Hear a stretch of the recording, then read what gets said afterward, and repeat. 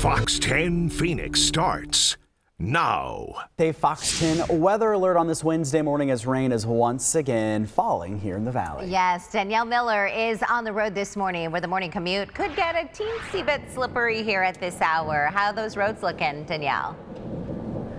It could. Where we are right now, we're on the Broadway curve, the I-10 improvement project, and there is no rain right now, but I can say it has been a little bit spotty here and there. I can try to flip the camera around so you guys can see exactly what we're seeing out here. So it is dry at this time, but the sun is just popping up and we can see just how dark those clouds are here in this area. We were just coming from the Ahwatukee area and it was just sprinkling over there, so nothing too bad at this hour. So I know Crystal has been tracking it all morning long. She's telling us to go towards the Loop 303. That's where it's coming down. She also said that there's some spotty shots in Tempe, Chandler. So we're driving around taking a look where we can find it here. So we're going to head out west and see what we can find right now. But right now we're on the I-10. We are just passing, what is that, 40th Street right there. No rain at this time. But Crystal, what are we seeing around the valley? Yeah, well, if you guys keep going west, I think you will eventually run into some rain because it's coming from the west and moving east towards you. So hopefully you'll meet in the middle a little bit. We do have showers across the valley. They are not heavy, but hey, it is some rain to wake us up on our Wednesday. Beautiful out there as well. Comfortable conditions. So let's take a tour on radar, our Fox Vision view rather, of where the rain is dropping down. So this is light, but moving along, say from like 303 to 10, starting to close in on the West Valley. Surprise, Litchfield Park down to Avondale with some of those sprinkles and light showers that are starting to move on in. Glendale looks like you're kind of missing the mark so far, but soon enough this will move your direction too. Then we slide a little farther to the east. Very spotty showers over the East Valley near Tempe Town Lake and parts of Mesa along the 202 and up the Beeline Highway, where we even see some of those showers up to Fountain Hills. Then we drop to the south, Pinell County, also looking at some of this just very spotty moisture. So it's one of those where for a minute and a half you get some sprinkles on your windshield and then whoop, you're already out of it. That's what we're dealing with this morning. But we are going to continue for the next couple hours with that kind of moisture. Then we look farther east and it's actually snow now as we jump the mountains, the foothills outside of the valley. A little snow for Globe, Tonto Basin, and extending up to Payson. It has weakened in Payson compared to about a half hour ago where it was coming down pretty steadily. But when it comes to those chances for precip, from now to about 10 a.m. in the valley will be our best chance. For Flagstaff and snow, the best chance later today between 2 and 7. We're going to look closer, guys, at our futurecast. Time it out for you in a few. All right, thank you, Crystal. You're just mentioning some of that winter weather up in some of those higher elevations, and because of that, we do have some school closures and some late starts to tell you about. So let's start with the Humboldt Unified School District. They have actually canceled classes today because of icy road conditions.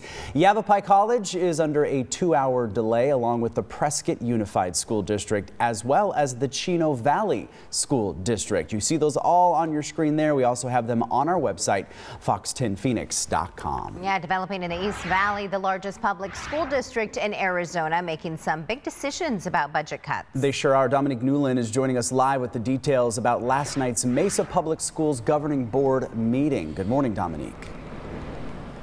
Good morning. The board decided there will be job cuts, but they decided against a controversial ban to cut music classes. So last night's meeting, it was packed. It was actually over capacity. A lot of people turning out for this meeting here.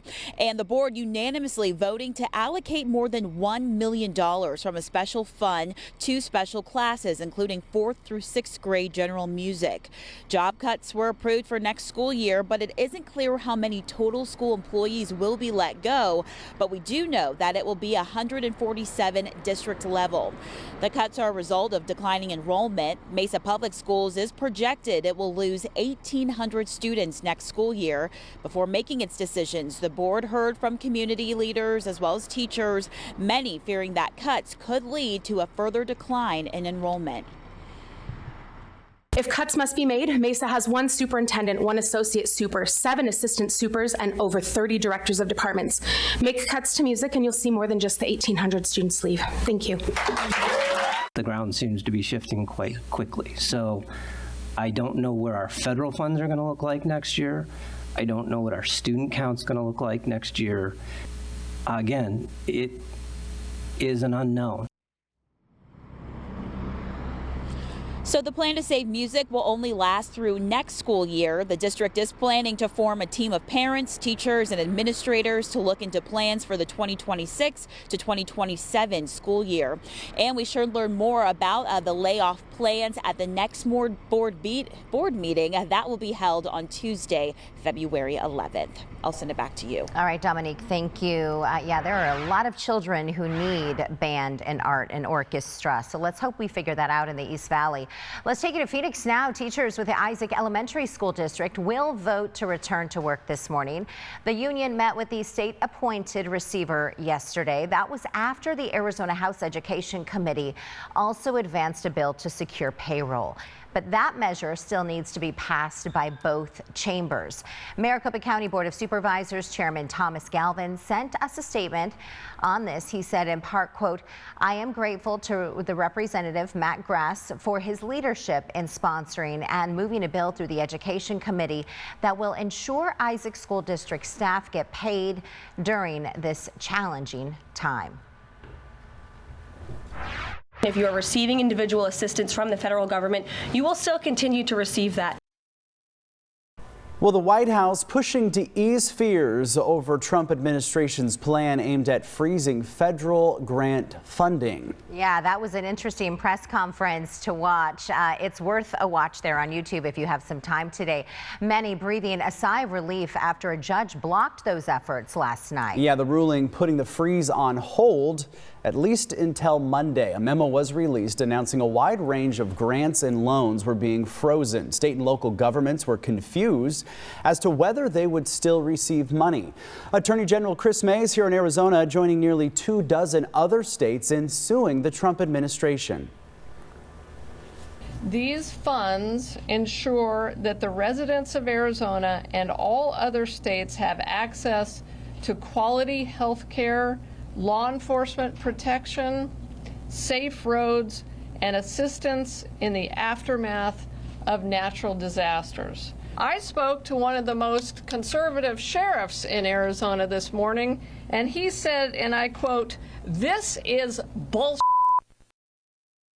So the White House says the move targets programs related to DEI and environmental regulations. It was not intended to cut off programs like Social Security, Medicaid, food stamps, or student loans. You can read more about the potential impacts of a federal funding freeze on our website, fox10phoenix.com. In immigration enforcement policy, White House Press Secretary Caroline Leavitt now saying anyone unlawfully in the U.S.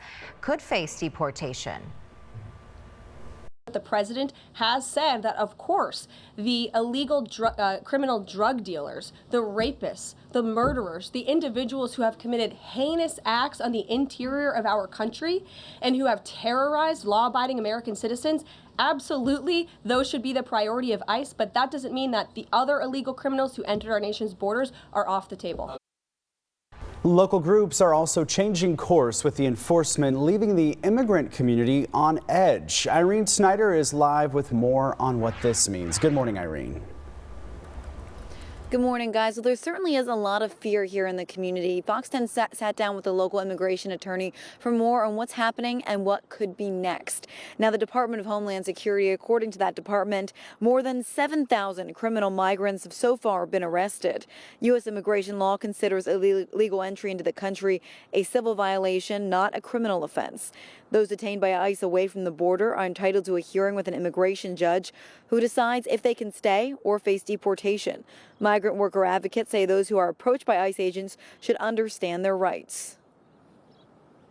Many rights, although they might make it seem as if we don't. That is not the case. You have the right to remain silent. Depending on the situation, the right to not have them enter your home, place of business, or worship. Advocates are also stressing that it's important to be prepared for any situation. ICE has been updating its arrests daily on X now, according to one of its posts. Just on Monday alone, they had 969 arrests. We'll send it back to you this morning. All right, Irene, thank you. And happening today, people who need some legal help can get it for free. The Law Library Resource Center will be holding a free legal information and navigation clinic in Gilbert today. It'll be from noon until 2 p.m. at the Southeast Regional Library near Greenfield and Guadalupe. It is open to anyone who needs assistance navigating the court system.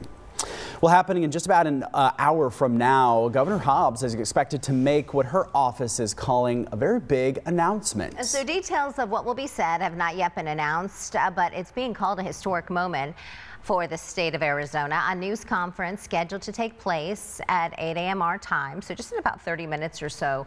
We'll be keeping an eye on this for you, and of course possibly bring this to you live if there's an opportunity to do so, and we'll keep you updated here in about 30 minutes. This comes a day after the governor announced a new investment in Arizona's water supply. She says $60.3 million will be split into several grants, which will then be used to improve water infrastructure, advancing conservation, and helping with sustainability. Republican lawmakers also plan to pass a bill to improve water infrastructure.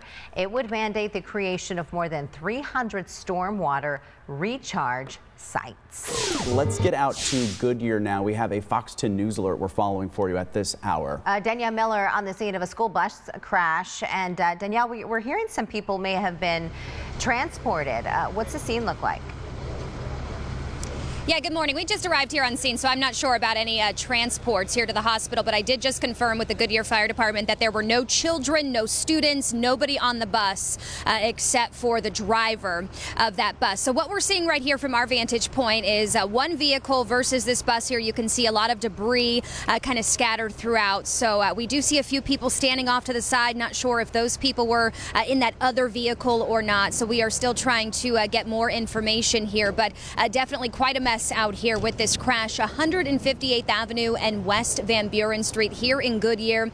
It is completely shut down at this time as they try to clear the area here because of this crash. We do know that it's a school bus. I tried to see the side of it here. I believe it says Agua Fria School District, so I will try to walk a little bit closer so I can see that. But the good news here, no children were on the bus at the time of this crash. Not sure about any other type of injuries from that other vehicle that was involved. So we will try to get more information on this crash. But if this is your route to work or out of the town here, out of Goodyear, definitely want to avoid the area because it is shut down, and we do have a traffic backup for at least a mile or so of cars trying to get past this crash. We'll send it back to you guys. All right, good news. No kids on the bus. That is some good news to report from that scene this morning. And let's hope that person in that other vehicle is A-OK here this morning.